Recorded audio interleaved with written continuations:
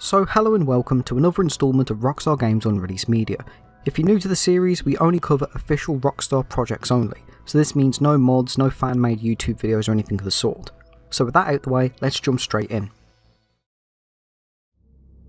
In September 2017, the ESRB had issued out ratings for multiple Rockstar titles on the PS4, these being GTA Liberty City Stories, Vice City Stories, Max Payne 2 and Midnight Club 3. Now all of these games were previously released on the PS2, and in some cases the PSP, so this was more than likely just a PS2 Classics re-release of these games, similar to how they did the PS2 GTA trilogy, Bully and the Warriors years before. It'd be the exact same game just with achievement support pretty much, not a remake or a remaster. But unfortunately this kind of went nowhere, because none of these games ever did get the PS2 Classics treatment and the ESRB pages were quietly removed. With Midnight Club at the very least, you could maybe chalk that up to having a lot of copyright issues, because it's one of the very few Rockstar series that did have a lot of real world car brands in them. Midnight Club typically had cars from say Honda, Chevrolet, Ford etc, and similar games in the same genre like Forza and Drive Club have been delisted for similar reasons. In fact, a few months later in 2018, Midnight Club 2 was delisted from Steam for the exact same reason, licensing. GTA Liberty City Stories is actually a very weird one, because that released on Android in 2016. Which at the time the ESRB's rating was a year ago, so I would have assumed they would have had little to no problems releasing that on the PS4. Plus, unlike the other GTA games like San Andreas and Vice City, the majority of the Liberty City Story soundtrack was all custom made in studio anyway, so I don't really know why Rockstar couldn't have gone ahead with that one, because Rockstar do hold the full rights to the Max Payne series, so it is really unknown why that one never went ahead, considering the first Max Payne is available for purchase anyway. I very highly doubt there was any copyright issues with Max Payne either, because the majority of the game's soundtrack is predominantly a custom composition, excluding the end credits which do use Late Goodbye by Poets of the Fall, but even then they probably could just do a small update to swap it out with something else. I don't believe any real world brands do appear in the game, but it has been a long time since I actually played it, so I might be misremembering something there, but even then they could just do a generic texture swap out.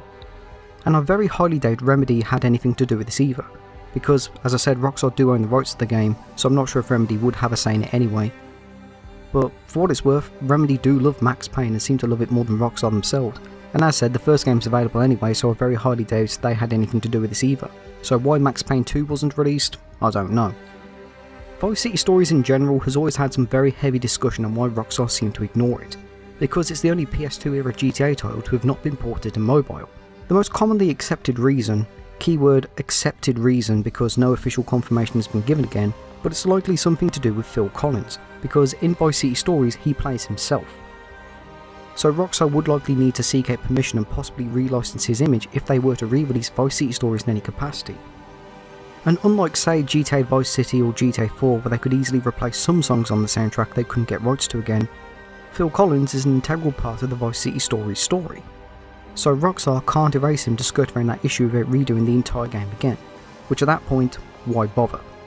So from my view at least, it seems Vice City Stories and Midnight Club 3 were likely stopped due to copyright concerns at the very least, and given how the ESRB rating was done midway through the PS4 era, and how far away we are from that now, it's very unlikely we'll ever see these games get a proper port or a Classics re-release either.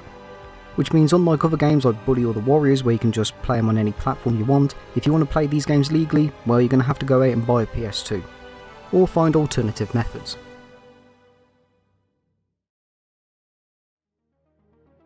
So GTA Online as we know it was Rockstar's greatest financial success. Love it or hate it, GTA Online really did change the entire GTA landscape. But believe it or not, GTA Online was actually planned as far back as March of 1999. Take-Two had filed an S1 form to the SEC, and in the document they put this little interesting tidbit. We are developing multiplayer online gaming and pursuing distribution opportunities over the internet.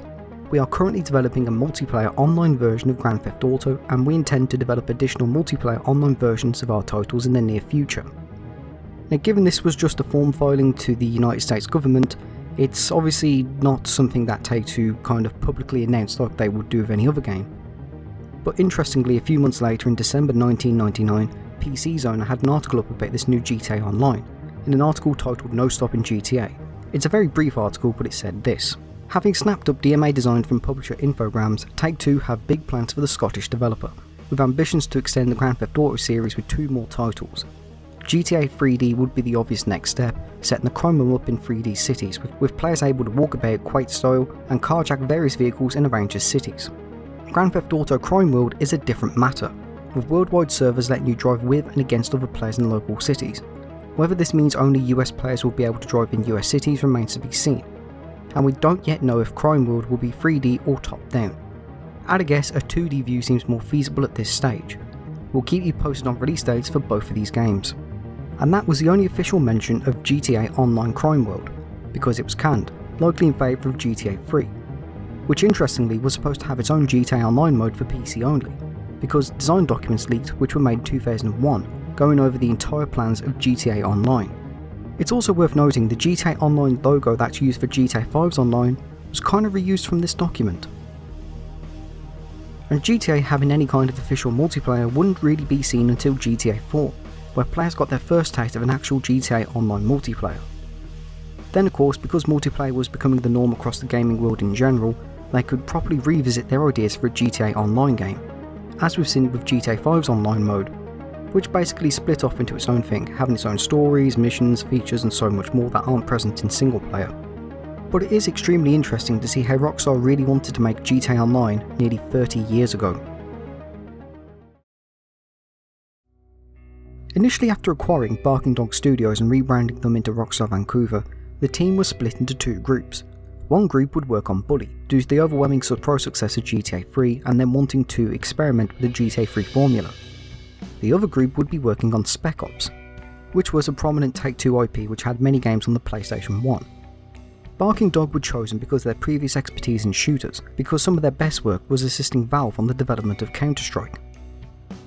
Development on Spec Ops began sometime in 2003 and was directly mentioned in Take-Two's investor relations, where they said this: Rockstar Games will continue to create groundbreaking original content for console video game systems, as well as expand its proprietary intellectual rights, including extensions of Grand Theft Auto, Max Payne, Midnight Club, State of Emergency, Spec Ops and Smuggler Run brands.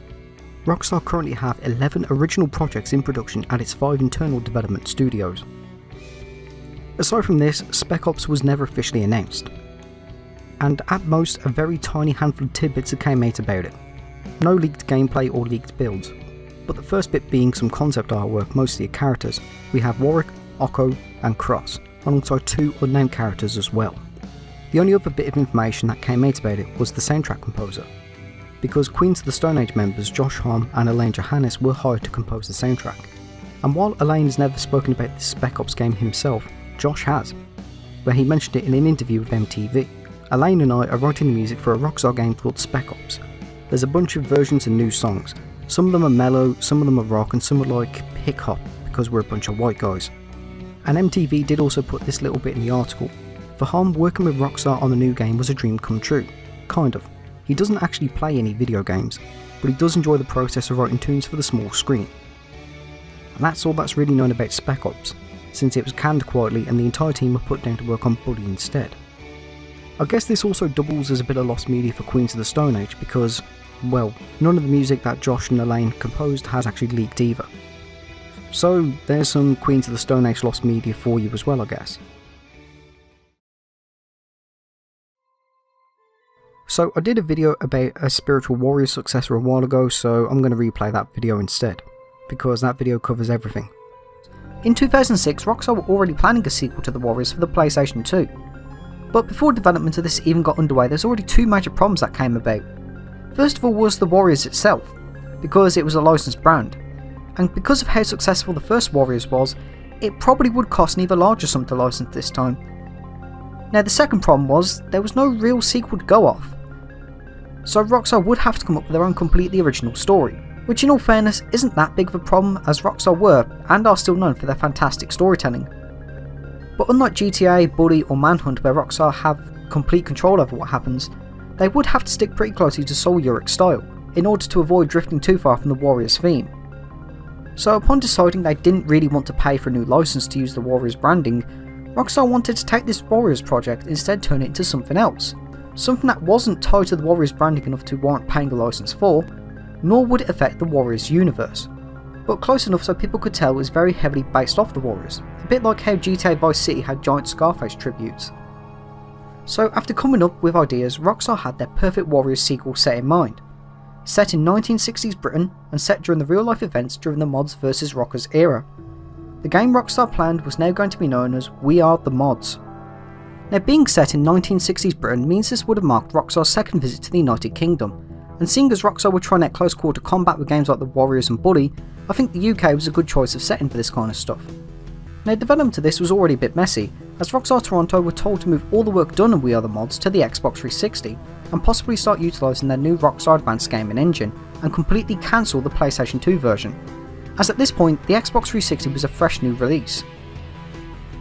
Now, We Are the Mods was never officially announced, and the only reason any of this is known is actually because the developer who leaked this information in 2011 alongside some assets. Now interestingly, the developer who leaked this worked on No More Room in Hell. Now, there wasn't anything exciting that was leaked like footage, it was just basic assets like 1960s cars, bench, just basic props. But the weirdest one here is the rifle. As many of you know, gun laws in the UK are rather strict, but doing some research I found out that rifles were somewhat legal in 1960s Britain, and because the fact the rifle was here probably implies there was going to be some gun violence going on. Of course we don't know if that means it was going to be like GTA, but considering as a Warriors sequel it was probably going to be maybe for 1 or 2 missions. So, the cancellation. Now the game sadly didn't have too much work done on it outside of the setting and some assets, although I would assume that some storyboards and character concepts were done, but of course these have never been leaked, at least as of making this. But sometime in 2006 We Are the Mods was cancelled, and Rockstar Toronto, who made the first Warriors, were instead relegated to being nothing more than a support studio for all the other Rockstar projects. But we actually do have one last thing that remains, and it's completely official this one is, and it only exists in Grand Theft Auto Online. You see, in the Bikers updates, there's a very interesting decal which you can stick on your clubhouse wall, which is a Union Jack with the words We Are the Mods scrawled all over it. That is the only thing that is left from We Are the Mods, and probably the closest thing we'll ever get from it officially. And so that concludes this episode of Rockstar Games Unreleased Media. What project from this episode do you want to see released the most? Let me know down below, thank you for watching and have a great day.